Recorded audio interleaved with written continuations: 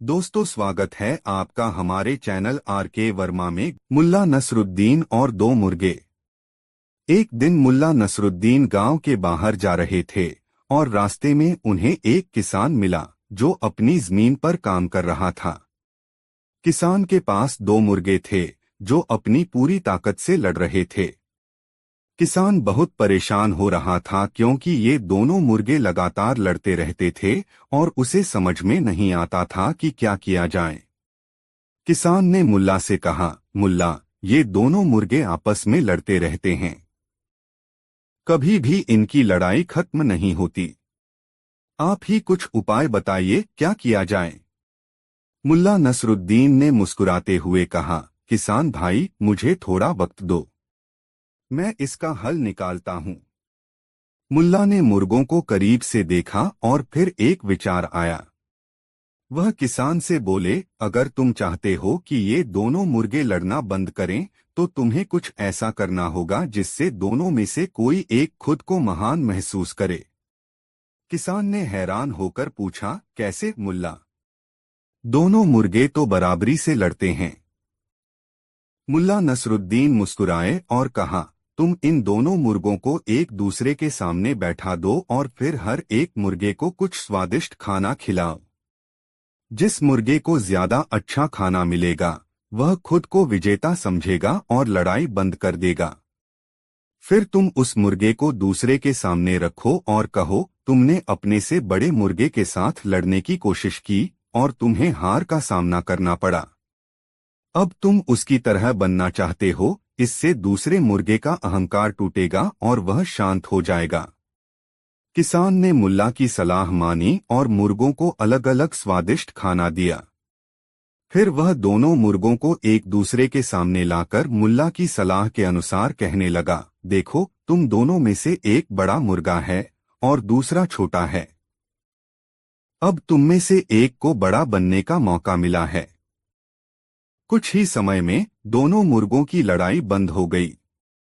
वे दोनों शांत हो गए और एक दूसरे के साथ इज्जत से रहने लगे। किसान बहुत खुश हुआ और मुल्ला का धन्यवाद करने के लिए उनके पास गया। किसान ने पूछा, मुल्ला, तुमने यह कैसे जाना कि इन दोनों मुर्गों के बीच लड़ाई सिर्फ उनके अहंकार के कारण हो रही थी? मुल्ला नसरुद्दीन हंसते हुए बोले, किसान भाई, यह केवल मुर्गों की लड़ाई नहीं थी। असल में यह हम इंसानों की भी समस्या है। हम में से कई लोग छोटी छोटी बातों पर लड़ते हैं सिर्फ इसलिए कि हमारा अहंकार चोटिल हो जाता है। अगर हम अपनी अहमियत को समझें और दूसरों की अहमियत का सम्मान करें तो बहुत सी समस्याएं खुद ही सुलझ सकती हैं। किसान ने सिर झुकाया और कहा, आप बिल्कुल सही कह रहे हैं मुल्ला। अब से मैं भी अपने जीवन में यही तरीका अपनाऊंगा। मुल्ला नसरुद्दीन ने हंसते हुए कहा, याद रखो, जब दो लोग एक दूसरे से भिड़ते हैं तो वे दोनों हारते हैं। लेकिन अगर कोई तीसरा व्यक्ति बिना लड़ाई के समस्या को सुलझा ले तो वह सच्चा विजेता बनता है। किसान ने मुल्ला का धन्यवाद किया और उन्होंने दोनों मुर्गों को अब शांतिपूर्वक एक साथ रखा। एक दिन मुल्ला नसरुद्दीन ने अपने खेतों में काम करते हुए सोचा कि अब तक की सारी मेहनत के बावजूद उसे बहुत कम फसल मिल रही थी।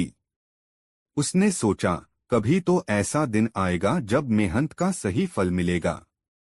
मुल्ला का एक पड़ोसी था जो उसे हमेशा ताने देता था, तुम हमेशा खेतीबाड़ी में ही लगे रहते हो, तुम्हारे खेतों में कभी भी सही फसल नहीं उगती। तुम हर साल एक जैसे ही बेमन से काम करते हो। तुमने कभी सोचा है कि क्या तुम सही तरीका अपना रहे हो? मुल्ला नसरुद्दीन को यह ताने बहुत चुभते थे, लेकिन वह कभी भी अपनी मेहनत में कमी नहीं आने देता था। वह सोचता, कोई बात नहीं, मेरी मेहनत एक दिन रंग लाएगी। एक दिन वह अपने खेत में काम कर रहा था कि राजा का दरबार एक पैगाम भेजने आया। दरबार के एक मंत्री ने मुल्ला से कहा, मुल्ला नसरुद्दीन, राजा ने तुम्हें दरबार में बुलाया है। वह चाहते हैं कि तुम उन्हें अपनी खेती के बारे में बताओ और कुछ नया तरीका सुझाओ ताकि वे भी खेती में बेहतर परिणाम हासिल कर सकें। मुल्ला ने खुशी खुशी स्वीकार किया और राजा के दरबार में पहुंचा। राजा ने मुल्ला से पूछा, मुल्ला, तुम एक बुद्धिमान व्यक्ति हो, तुम्हारे खेतों में बहुत मेहनत के बावजूद हमेशा कम फसल क्यों होती है? मुझे कोई ऐसा तरीका चाहिए जिससे हमारी खेती और फसल दोनों बेहतर हों। मुल्ला नसरुद्दीन ने राजा को शांतिपूर्वक देखा और कहा, महाराज, आपने सही सवाल पूछा है। मैं जो तरीका अपनाता हूँ वह हमेशा एक जैसा होता है। मैं मिट्टी की उपजाऊ ताकत और मौसम का सही समय देखकर अपनी मेहनत करता हूँ। लेकिन एक बात है जो हमेशा ध्यान में रखनी चाहिए, वह है धैर्य और निरंतरता। राजा ने पूछा, यह धैर्य और निरंतरता क्या है?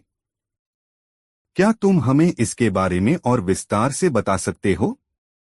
मुल्ला नसरुद्दीन ने राजा से कहा, महाराज, खेती में सफलता सिर्फ धैर्य और मेहनत से नहीं आती, बल्कि यह एक निरंतर प्रक्रिया है।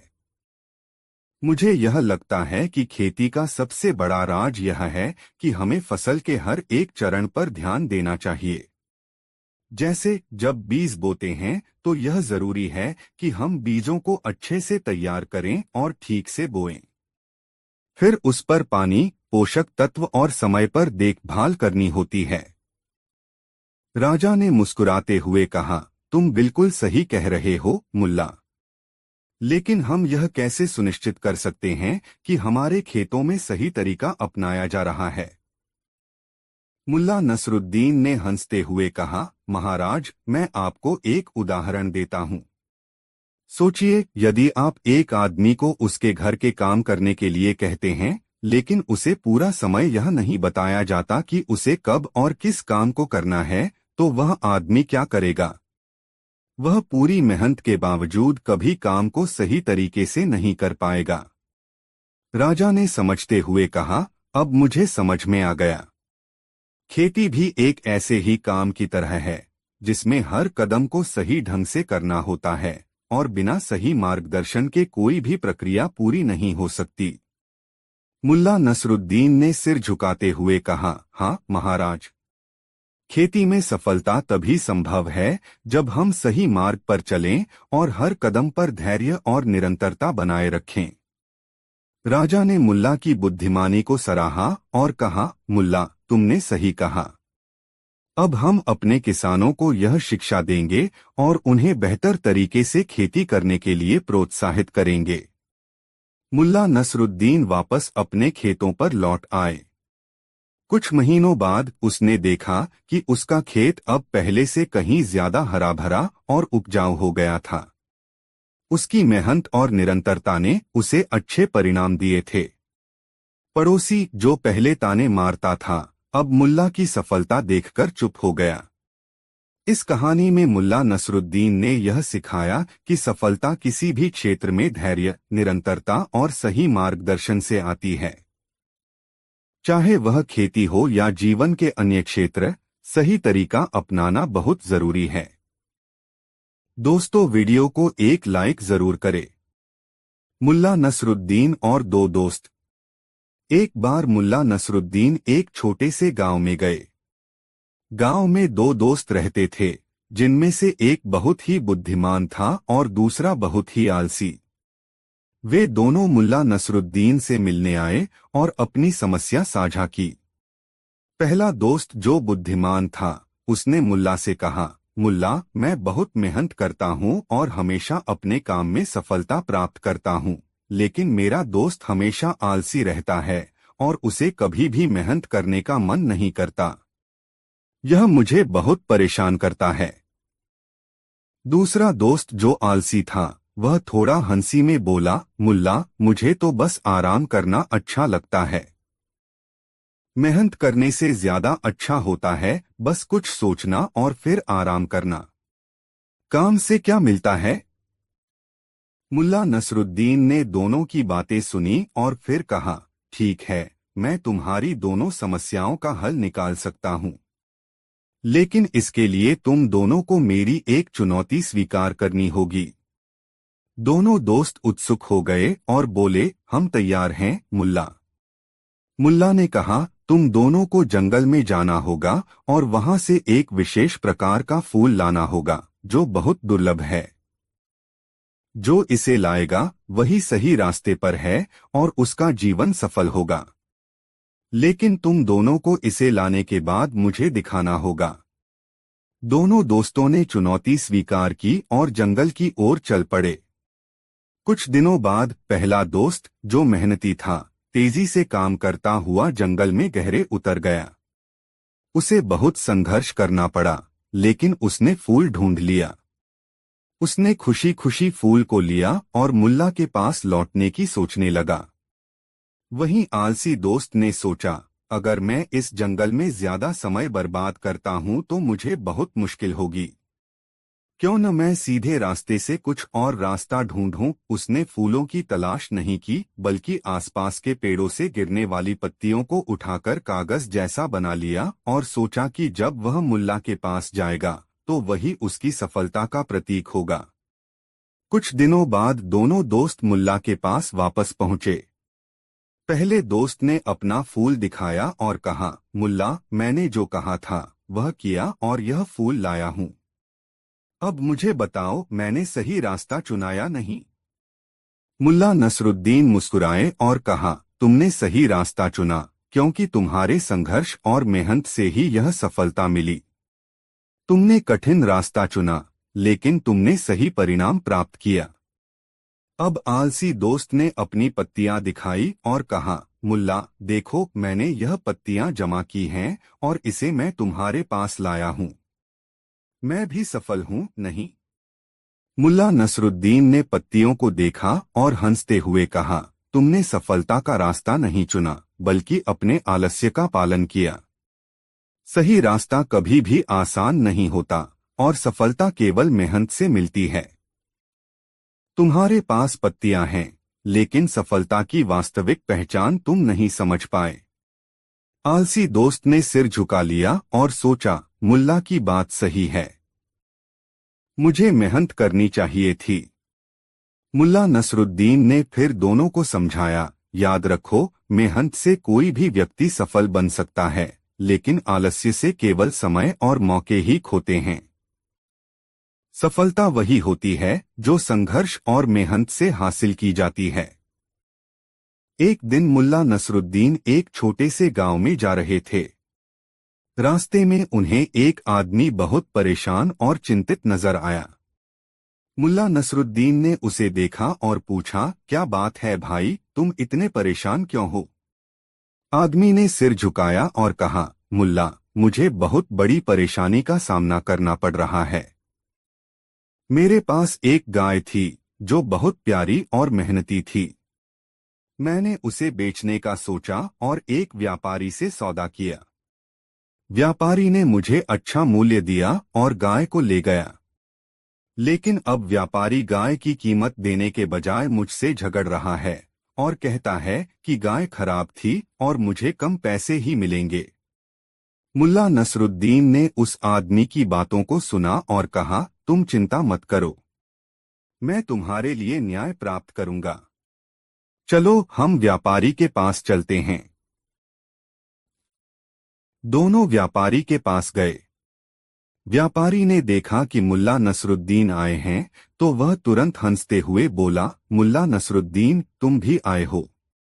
इस आदमी को तो मैं ठीक से समझा रहा हूं कि गाय खराब थी, लेकिन यह मान ही नहीं रहा। मुल्ला नसरुद्दीन ने कहा, ठीक है व्यापारी भाई, मुझे यह समझने दो कि गाय खराब थी या नहीं। मैं दोनों पक्षों की सुनूंगा और फिर फैसला करूंगा। मुल्ला ने दोनों से पूछा, क्या तुम दोनों को न्याय चाहिए? दोनों ने हामी भर दी। फिर मुल्ला ने कहा, मैं एक फैसला करूंगा। तुम दोनों एक जगह खड़े हो और मैं कुछ सवाल पूछूंगा। जो सबसे सही जवाब देगा वही न्याय पाएगा। व्यापारी और किसान दोनों तैयार हो गए। मुल्ला ने पहले किसान से पूछा, क्या तुम अपनी गाय के बारे में पूरी तरह से आश्वस्त थे कि वह स्वस्थ और काम करने लायक है? किसान ने सिर झुकाकर कहा, जी हाँ मुल्ला, मैं पूरी तरह से आश्वस्त था कि गाय स्वस्थ है। उसे किसी प्रकार की कोई बीमारी नहीं थी। फिर मुल्ला नसरुद्दीन ने व्यापारी से पूछा, क्या तुमने गाय को अच्छे से देखा था और उसकी स्थिति समझी थी? व्यापारी ने कहा, जी हाँ मुल्ला, मैंने गाय को देखा था, लेकिन अब मुझे लगता है कि वह ठीक नहीं थी। उसकी सेहत उतनी अच्छी नहीं थी जितनी मुझे पहले लगी थी। मुल्ला नसरुद्दीन ने फिर दोनों से कहा, अब तुम दोनों ने अपना अपना पक्ष स्पष्ट कर दिया, लेकिन असल में यह सिर्फ तुम्हारी मान्यता पर निर्भर करता है। किसान ने गाय के बारे में जो कहा वह सही था। तुमने जो देखा वह सही था। लेकिन यह सवाल नहीं है कि तुमने गाय को खरीदा था या नहीं। असल में सवाल यह है कि व्यापारी ने क्यों गाय को ठीक से जांचे बिना खरीदा और अब वह उसका दोष किसान पर डाल रहा है। फिर मुल्ला ने दोनों को एक सामान्य सी सलाह दी, तुम दोनों को एक दूसरे पर आरोप लगाने से पहले अपनी गलती स्वीकार करनी चाहिए थी। व्यापारी को गाय की स्थिति को अच्छे से देखना चाहिए था और किसान को पूरी तरह से यकीन होना चाहिए था कि वह सही सौदा कर रहे हैं। इस प्रकार हम समझ सकते हैं कि असल में कोई दोषी नहीं है, लेकिन यह मुद्दा दोनों की लापरवाही का परिणाम है। इसके बाद मुल्ला नसरुद्दीन ने कहा, इसलिए मैं दोनों को एक सुझाव देता हूं।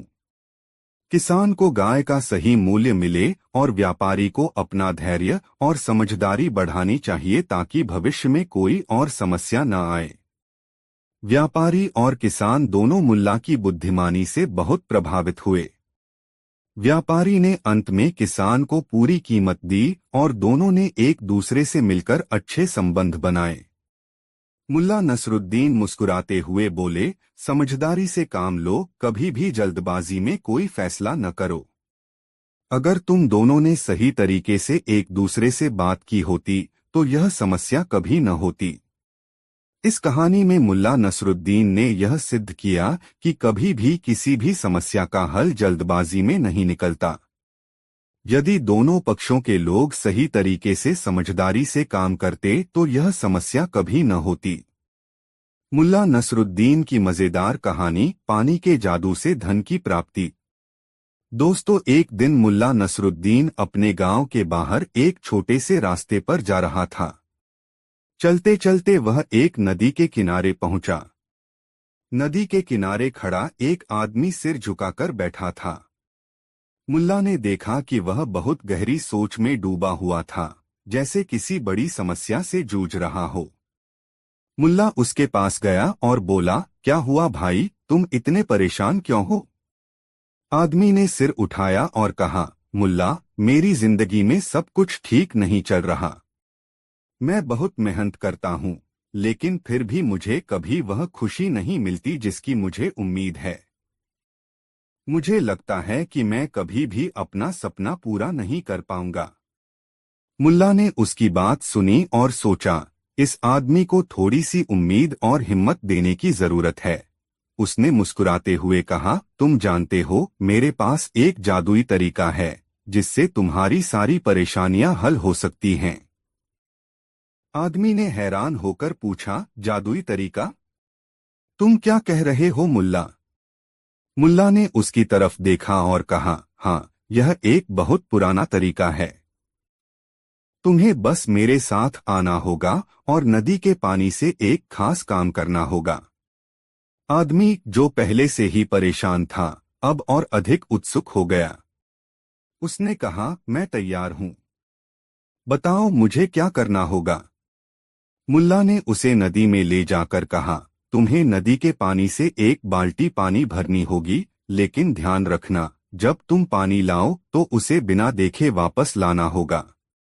आदमी थोड़ी देर तक यह सुनकर हैरान हुआ, लेकिन उसने मुल्ला के आदेश को मानते हुए बाल्टी में पानी भर लिया। जब वह पानी लेकर वापस आया तो मुल्ला ने कहा, अब इसे बिना देखे घर ले जाओ।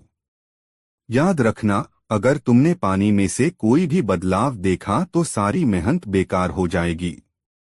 आदमी ने इसे चतुराई से लिया और बिना पानी देखे घर के रास्ते पर चलने लगा। लेकिन जब वह घर के पास पहुंचा तो अचानक उसके मन में ख्याल आया, क्या होगा अगर इस पानी में कुछ खास हो? क्या मुल्ला मुझे कुछ अच्छा देने की कोशिश कर रहा था? उत्सुकता और चिंता के मिश्रित भाव से उसने पानी देखा, और जैसे ही उसने बाल्टी का पानी देखा, उसे एहसास हुआ कि उस पानी में कुछ बदल चुका था।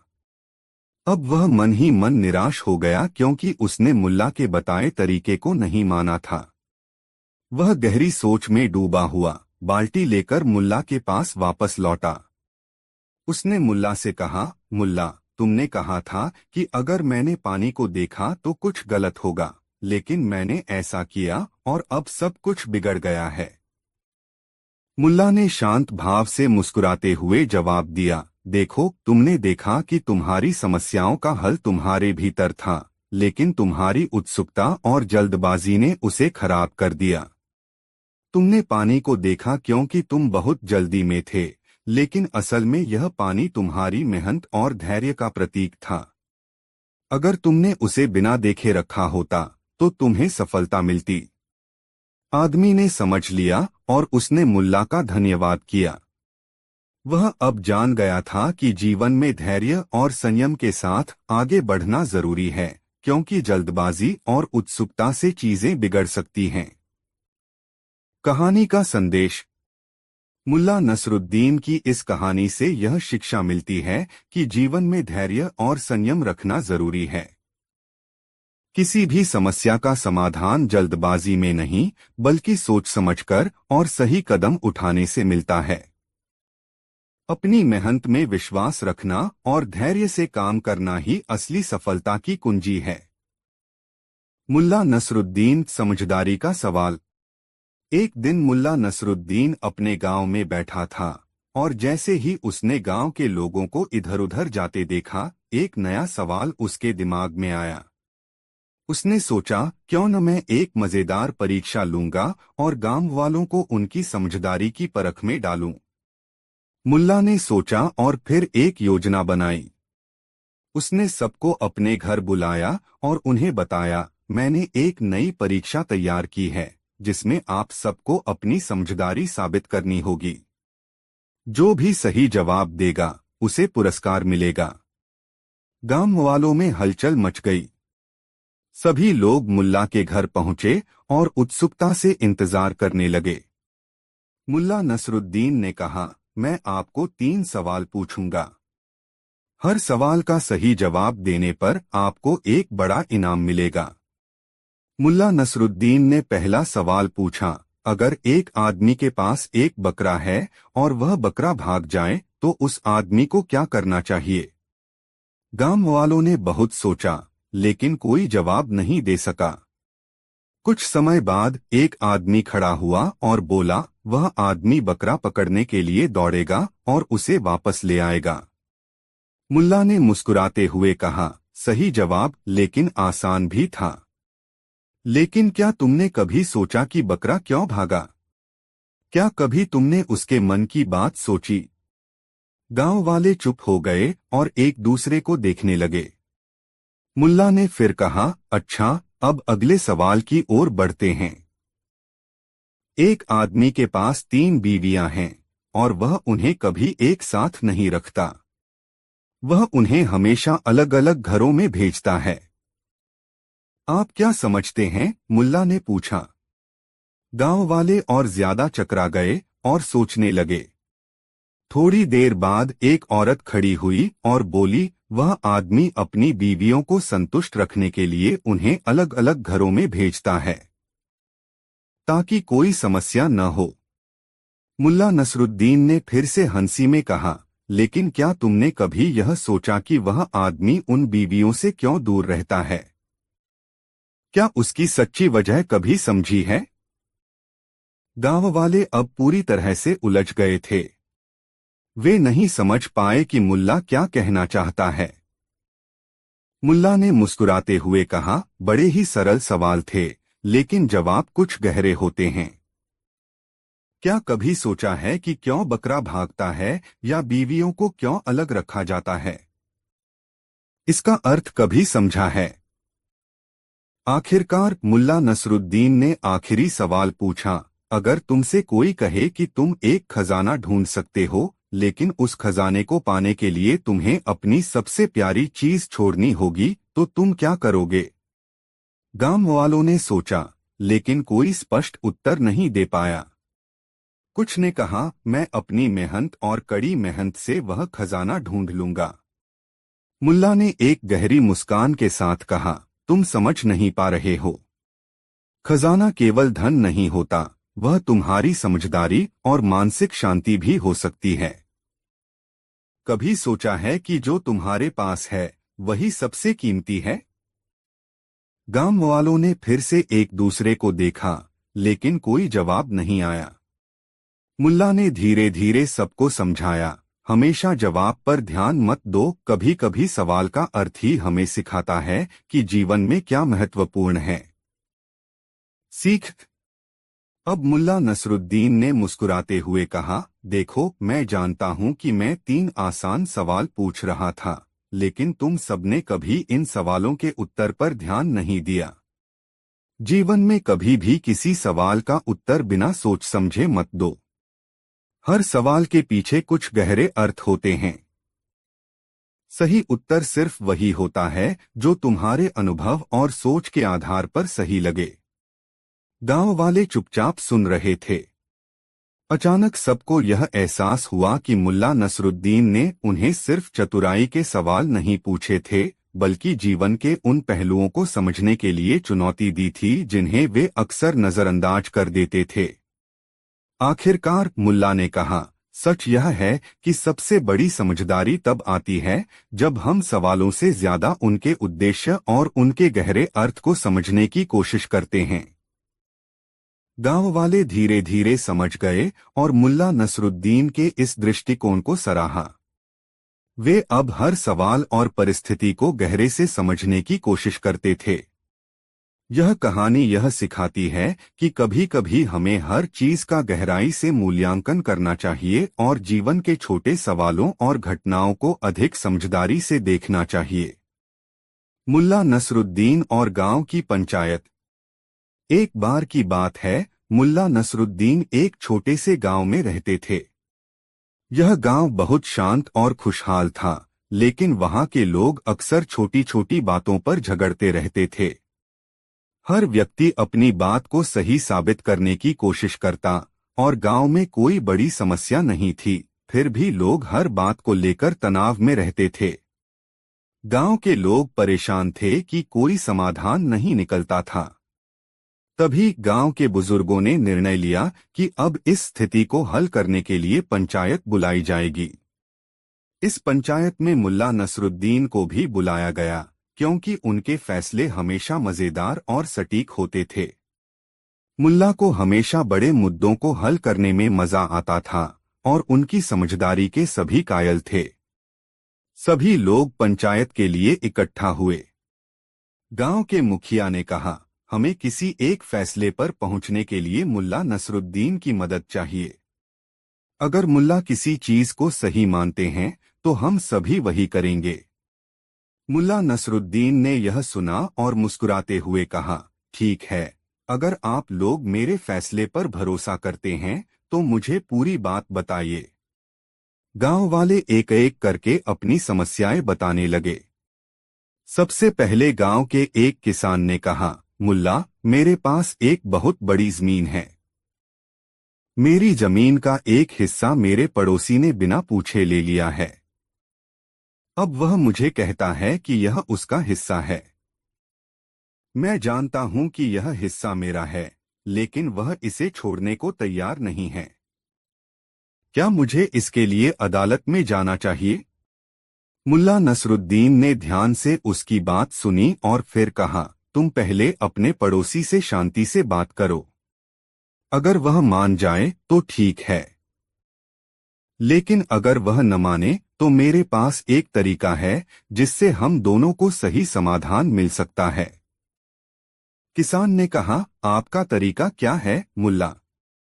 मुल्ला नसरुद्दीन मुस्कुराते हुए बोले, तुम अपनी जमीन के उस हिस्से को उसे दे दो और जब वह उस पर काम करने लगे तब तुम उस हिस्से की फसल पर अपने अधिकार का दावा कर सकते हो।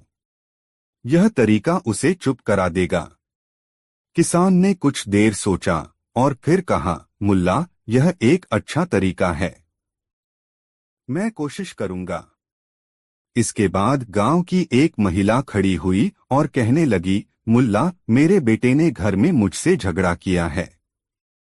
वह कहता है कि मुझे उसकी बातों का पालन करना चाहिए, लेकिन मैं मानने को तैयार नहीं हूं। अब वह घर छोड़कर जाने की धमकी दे रहा है। मुझे क्या करना चाहिए? मुल्ला नसरुद्दीन ने उसे भी शांतिपूर्वक सुना और फिर कहा, तुम्हें अपने बेटे के साथ स्नेह से बात करनी चाहिए। एक माँ के लिए यह मुश्किल होता है, लेकिन जब तुम उसे समझाओगी तो वह तुम्हारी बात मानेगा। यदि वह नहीं मानता तो उसे कुछ समय के लिए अपने रास्ते पर चलने देना। परंतु अगर वह सच में तुमसे प्यार करता है तो वह खुद वापस आएगा। महिला ने कहा, आप सही कह रहे हैं मुल्ला। मैं कोशिश करूंगी। अब गांव का सबसे बड़ा व्यापारी खड़ा हुआ और कहा, मुल्ला, मैंने अपने साथी व्यापारी से व्यापार करने के लिए बहुत सारा पैसा उधार लिया था।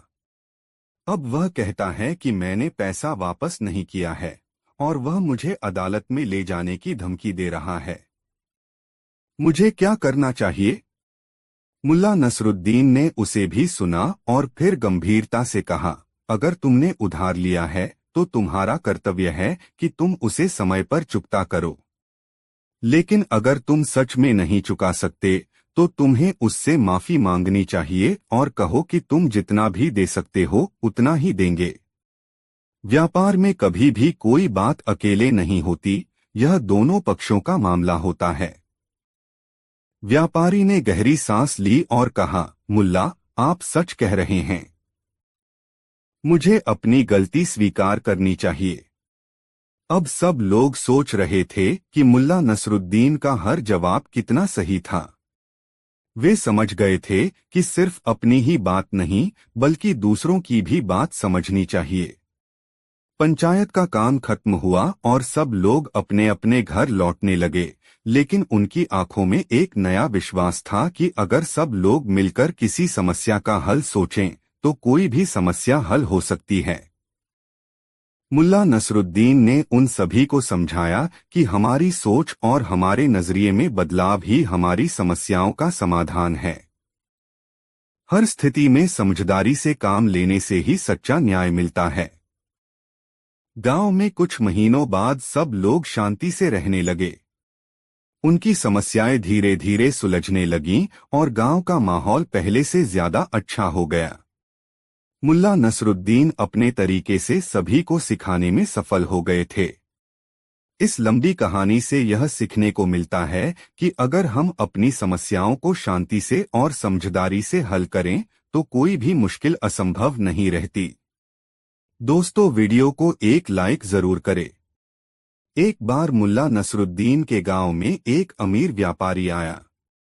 वह बहुत घमंडी था और हर किसी को अपनी दौलत दिखाने का शौक था। उसने गांव वालों को बुलाकर कहा, जो भी मेरी शर्त को पूरा करेगा उसे मैं 100 सोने के सिक्के दूंगा। गांव वाले उत्सुक हो गए और शर्त के बारे में पूछने लगे। अमीर ने कहा, तुम में से कोई है जो सर्दियों की इस ठंड में पूरी रात बिना कपड़ों के गांव के तालाब में खड़ा रह सके? सभी गांव वाले डर गए। सर्दियों की रातें तो इतनी ठंडी थीं कि कोई भी ऐसा करने की हिम्मत नहीं कर सका।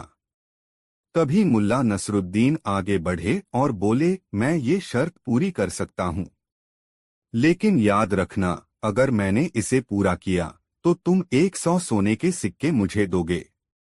अमीर ने हंसते हुए कहा, अगर तुम यह कर सको तो मैं तुम्हें 100 सिक्के देने को तैयार हूँ, लेकिन ध्यान रखना, तुम पूरे समय तालाब में रहोगे और तुम्हारे पास कोई आग या गर्म कपड़ा नहीं होगा।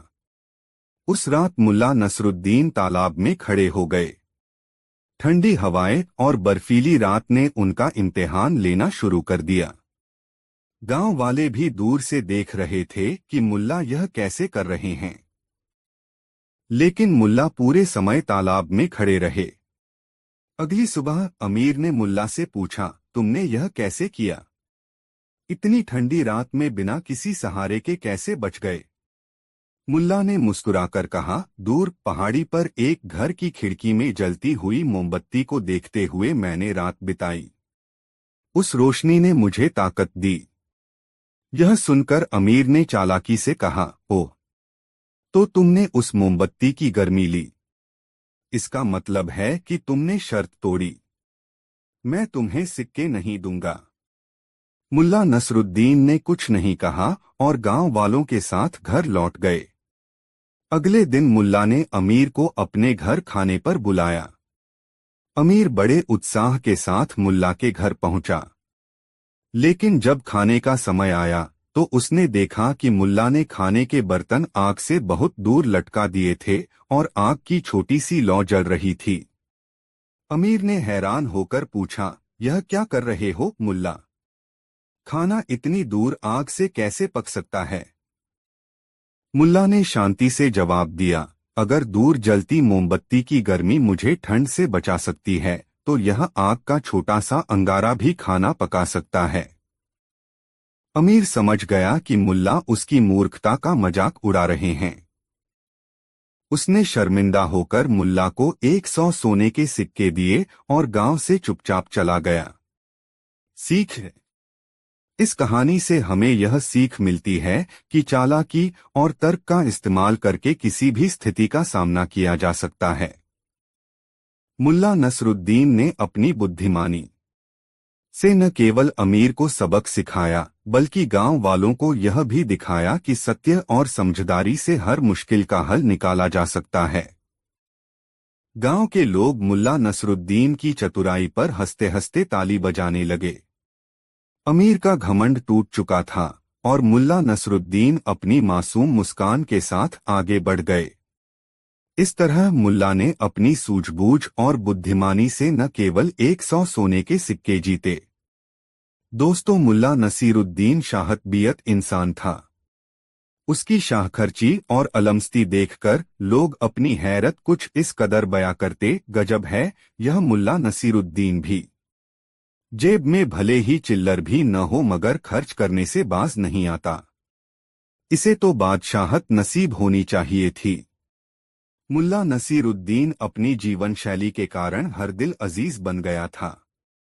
उसकी फितरत थी लोगों के काम आना। अपनी जिंदगी में उसने यह देखा था कि दौलत कहीं भी ठहरती नहीं है और जिनके पास ठहरती है उसके बारे में आम तौर पर कंजूस, मक्खीचूस, दगाबाज, दौलत का यार, मतलबी, कपटी जैसे विशेषण उछलते हैं। इसलिए मुल्ला नसीरुद्दीन एक हाथ से दौलत कमाता तो दूसरे हाथ से खर्च भी कर देता। उसकी इस आदत से उसकी पत्नी दुखी रहती, मगर मुल्ला नसीरुद्दीन उसे यह समझाता रहता कि दौलत सहेजने में जीवन का आनंद नहीं है। जीवन का आनंद तो इस बात में छुपा है कि आपको चाहने वाले कितने हैं।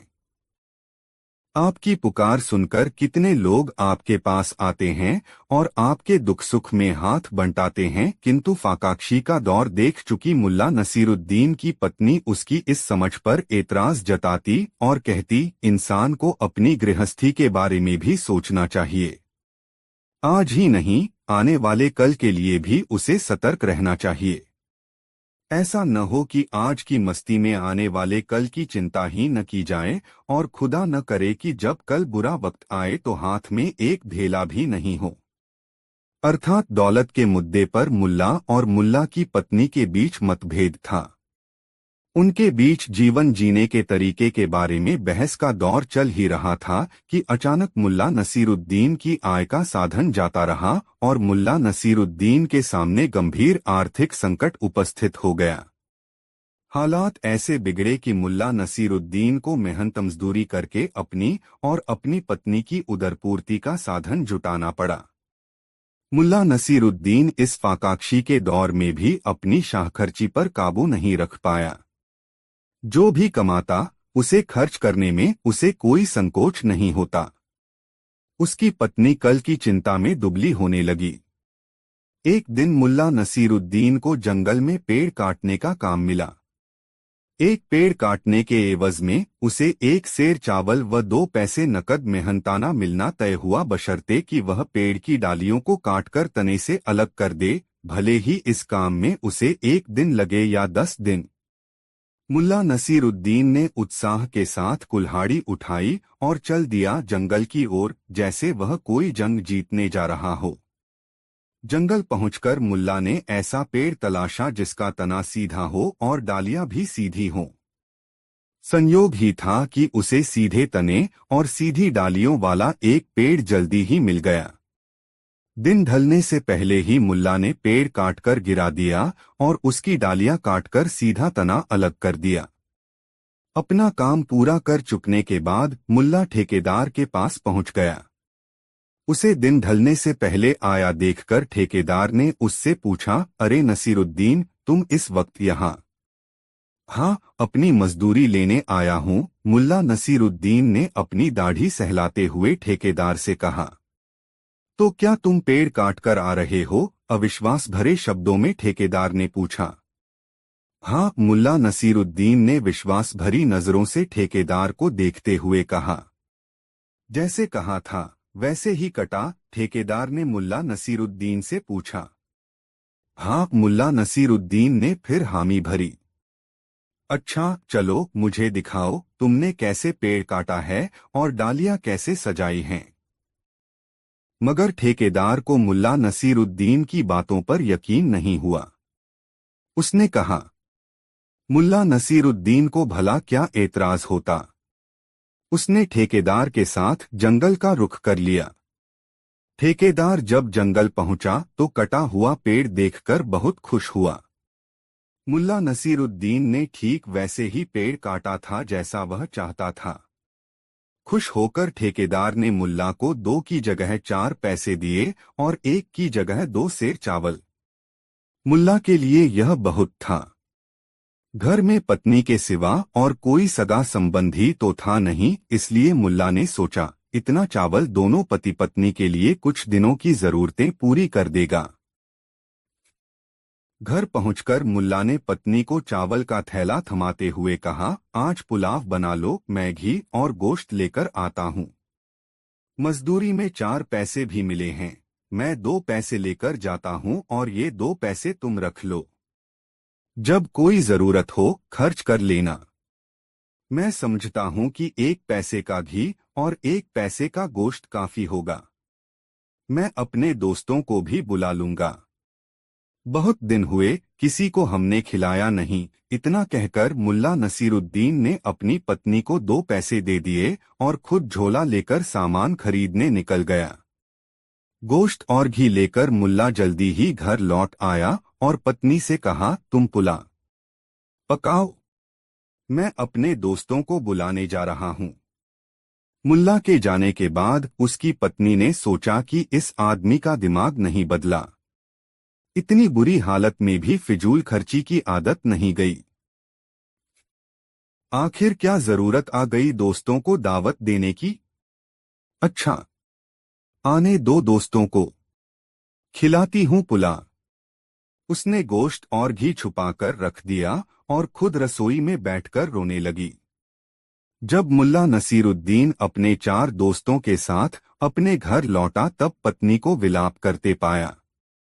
मुल्ला चकित होकर अपनी पत्नी को देखते हुए सोचने लगा, अरे क्या हुआ इसे? अभी तो भली चंगी थी, अब ऐसे रो रही है कि मानो दुखों का पहाड़ टूट पड़ा हो इस पर। ऐसा सोचते हुए मुल्ला नसीरुद्दीन ने उससे पूछा, अरे क्या हुआ तुम्हें? इस तरह बिल्ख बिल्ख कर क्यों रो रही हो? होना क्या है?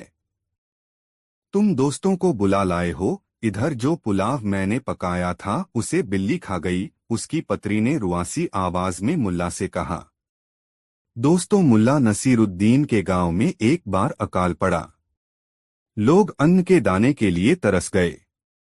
अकाल का प्रभाव गांव के बाजार पर भी पड़ा और सदा गुलजार रहने वाले बाजार में सन्नाटा सा छाने लगा। लोगों के पास पैसे नहीं रहे तो उसके असर से बाजार की आमद भी प्रभावित हुई।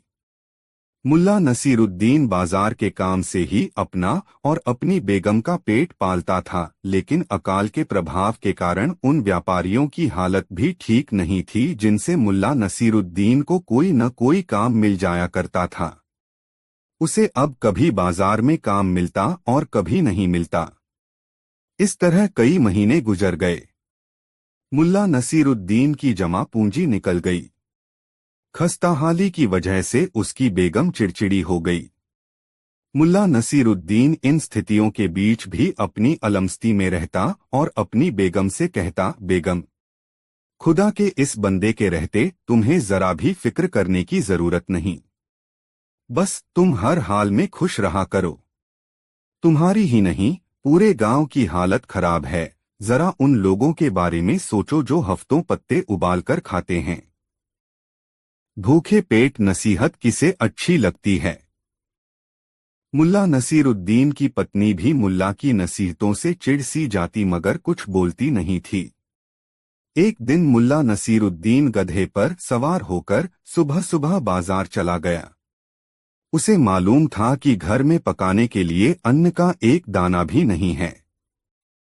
उसने एक जिम्मेदार गृहस्थ की तरह घर की जरूरत की पूर्ति के लिए अपनी क्षमता भर प्रयास किया, मगर बाजार के व्यापारियों की भी हालत खराब थी। मुल्ला को काम तो मिला मगर पैसे नहीं मिले।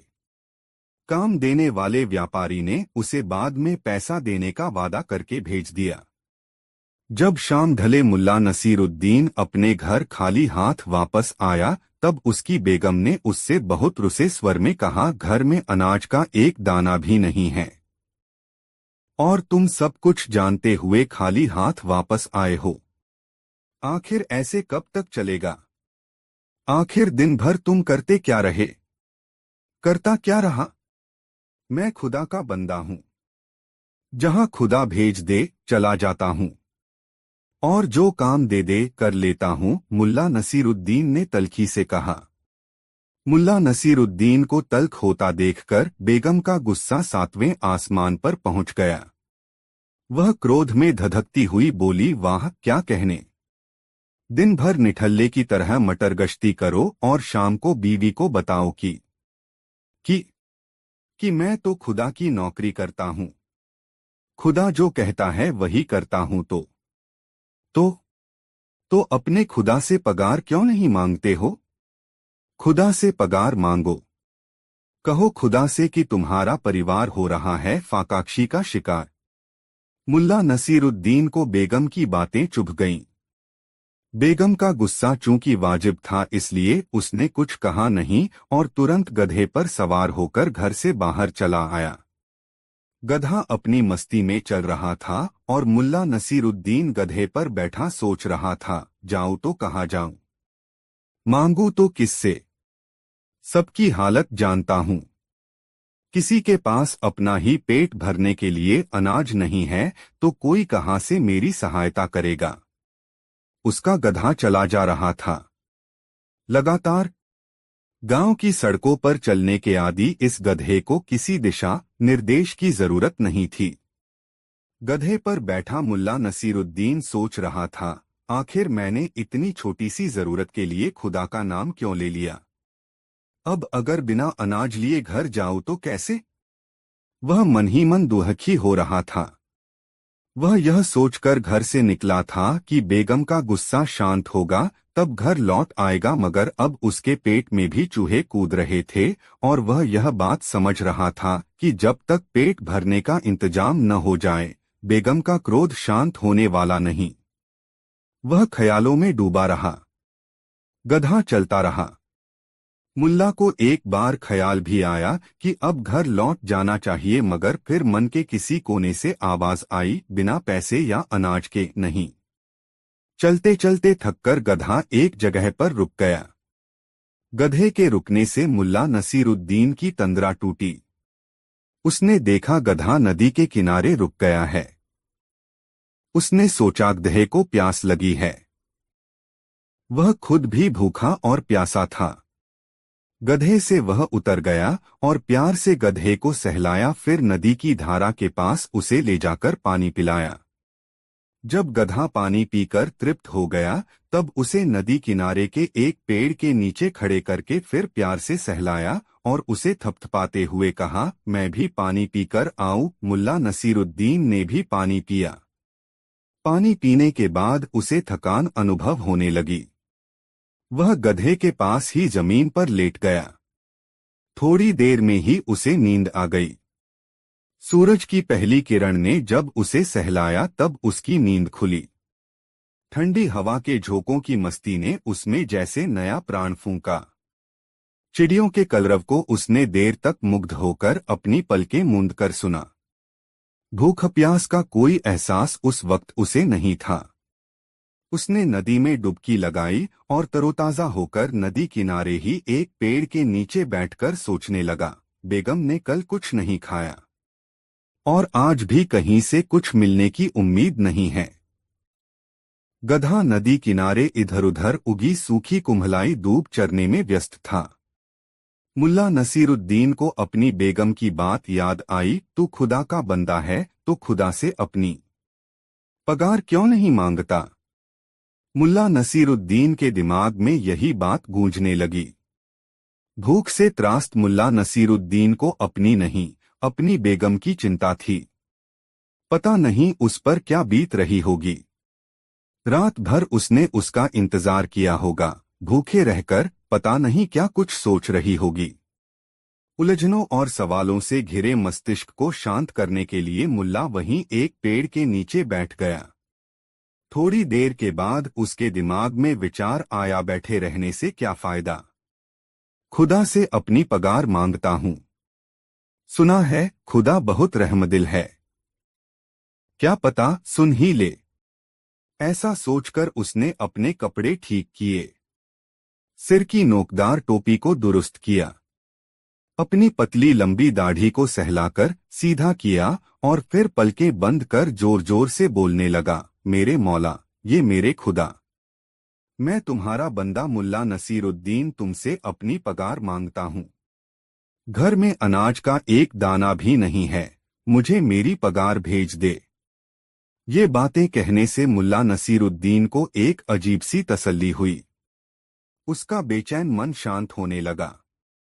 इस सुखद एहसास को समेटने के लिए मुल्ला नसीरुद्दीन पलकें बंद किए कहने लगा, मेरे खुदा, मेरे मौला, मैं भूखा हूँ, मेरी बेगम भूखी है, कुछ खाने को दे और मेरे लिए महीने भर की पगार भेज दे। जिस समय मुल्ला नसीरुद्दीन खुदा से फरियाद कर रहा था, उसी समय उधर से एक सौदागर गुजर रहा था। सौदागर ने नदी के किनारे रुककर अपने घोड़े को पानी पिलाया और थकान मिटाने के लिए एक पेड़ के तने से टिककर बैठ गया। अभी थोड़ा समय ही बीता था कि उसके कानों में आवाज आई, या मेरे खुदा, मेरे मौला, मैं भूखा हूं, मेरी बेगम भूखी है, कुछ खाने को दे और मेरे लिए महीने भर की पगार भेज दे। इस अजीब से लिबास वाले मुल्ला नसीरुद्दीन की गुजारिश सुनकर सौदागर को मजाक सूझा। उसने मुल्ला नसीरुद्दीन को चौंकाने के लिए अपने पास से मठरियों की थैली निकाली और दो चार मठरियां अपने लिए रखकर पूरी थैली मुल्ला नसीरुद्दीन के लिए बांधकर एक किनारे रख दी। फिर उसने अशरफियों की अपनी थैली निकाली और एक हाथ में अशरफियों की थैली और दूसरे हाथ में मठरियों की थैली लेकर मुल्ला नसीरुद्दीन के पास गया और उसके सामने धीरे से दोनों थैलियां रख दी। फिर दबे पांव वहां से चलकर अपनी जगह आकर बैठ गया। वह देखना चाहता था कि अब मुल्ला नसीरुद्दीन क्या करता है। यह मजेदार कहानी आपको कैसी लगी कमेंट बॉक्स में जरूर बताएं। ऐसी और नई मजेदार कहानी सुनने के लिए हमारे चैनल RK वर्मा को सब्सक्राइब जरूर कर लें और यह वीडियो अपने मित्रों के साथ जरूर शेयर करें। वीडियो देखने के लिए बहुत बहुत धन्यवाद।